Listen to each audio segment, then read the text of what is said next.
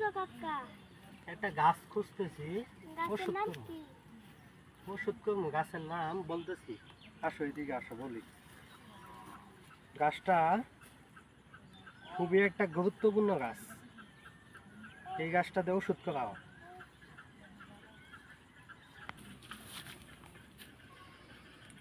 গাছটা হইল একটা ঔষধি গাছ।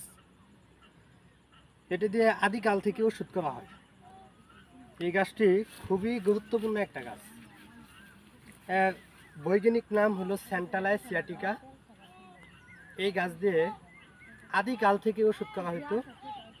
গাছটি আসলে Bangladesh, Myanmar, Indonesia, Vietnam, Sri Lanka সহ বিভিন্ন দেশে পাওয়া যায়।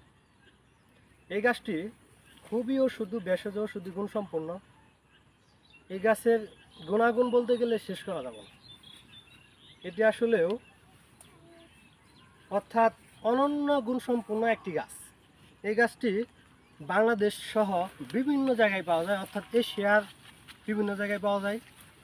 এই গাছটি দিয়ে খুব গুরুত্বপূর্ণ ওষুধ তৈরি করা হয়, যেমন ডায়াবেটিসের, ক্যান্সার, তারপরে পেটের হজম শক্তি বৃদ্ধির জন্য, তারপর দেখা গেছে এই চুল পড়া, অ্যালার্জি ইত্যাদি বিভিন্ন রোগের ওষুধ বানানো হয়। গাছের গুণাগুণ শেষ করা যাবে না। আচ্ছা, ইউটিউবে আপাতত বললাম, পরবর্তী ভিডিওতে আবার বলা হবে।